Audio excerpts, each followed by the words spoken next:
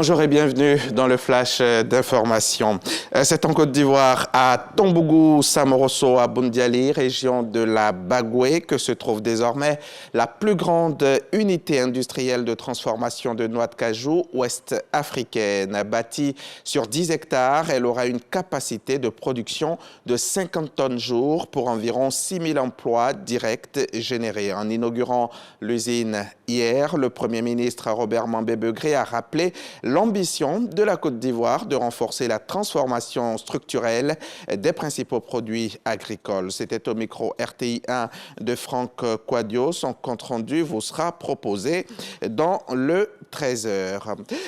Cette unité de transformation donc de noix de cajou suscite énormément de bonheur, de joie de la part des populations.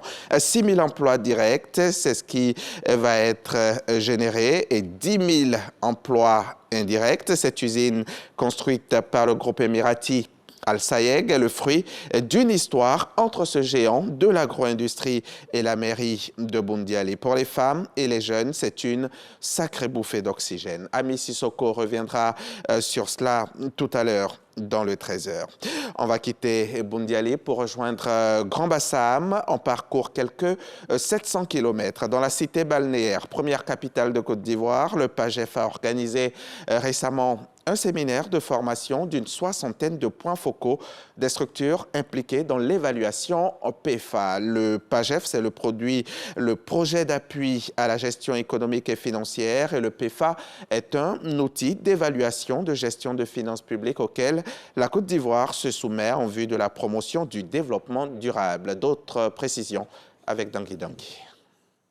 La Côte d'Ivoire s'est inscrite dans la dynamique de l'amélioration et de la transparence dans la gestion des finances publiques, selon les autorités qui disent viser, entre autres, l'efficacité de la dépense publique et le développement durable. Le pays se plie alors à l'exercice PEFA, Public Expenditure and Financial Accountability, un outil d'évaluation de la gestion des finances publiques et qui permet de disposer d'une analyse détaillée, systématique et factuelle de la performance de la gestion des finances publiques à un moment donné. Cet exercice a participé à l'amélioration de la performance des finances publiques dans le cadre de la réforme budgétaire qui a abouti au basculement en mode budget-programme en 2020. Reste maintenant à renforcer et à capitaliser sur les acquis. C'est pourquoi une troisième évaluation PEFA est prévue. Mais encore faut-il renforcer les capacités des points focaux des structures impliquées dans cette évaluation pour un bon déroulement de l'exercice.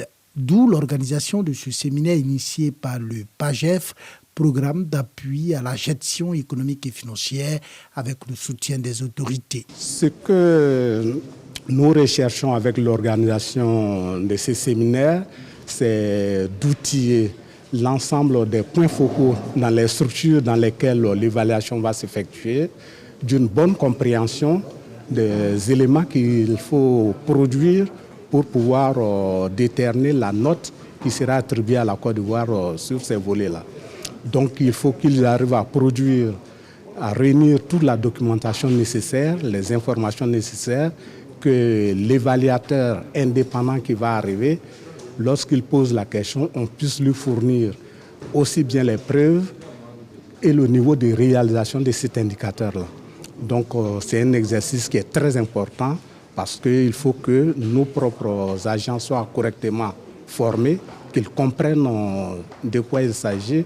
Comme ça, dès que les évaluateurs indépendants arriveront, ils pourront fournir la bonne information qui permettra effectivement de situer la Côte d'Ivoire sur ces volets. Ce séminaire de formation rassemble 65 points focaux des structures impliquées dans l'évaluation PEFA pendant 5 jours à Grand Bassam.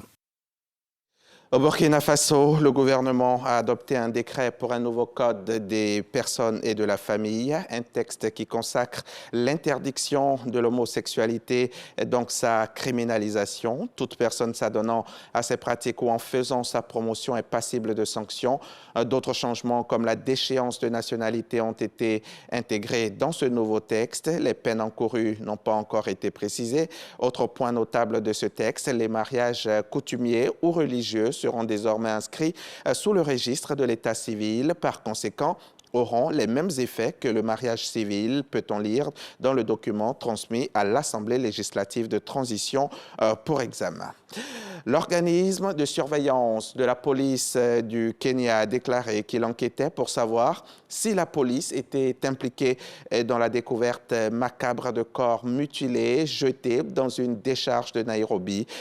L'autorité indépendante de contrôle de la police enquête également sur les allégations d'enlèvement et d'arrestation illégale de manifestants portés disparus à la suite de manifestations anti-gouvernementales généralisées. Le président russe Vladimir Poutine a signé plusieurs décrets hier vendredi visant à augmenter les impôts pour les hauts revenus et les entreprises. Une décision prise pour financer l'explosion des dépenses liées au conflit en Ukraine alors que le déficit fédéral de la Russie atteint 0,5% du PIB sur les 6 premiers mois de l'année 2024. Les dépenses publiques ont excédé les recettes de plusieurs dizaines de milliards d'euros depuis le début de l'offensive en Ukraine en février 2022. Au premier semestre 2024, le déficit fédéral avait atteint donc, comme je l'ai dit, 0,5% du PIB, selon le ministère des Finances, qui prévoit un déficit de 1,1% cette année, un niveau qui reste malgré tout bien inférieur à la plupart des principales économies mondiales. Voilà pour le Flash Info. Merci de l'avoir suivi. Je vous retrouve à 13h pour le point complet de l'actualité.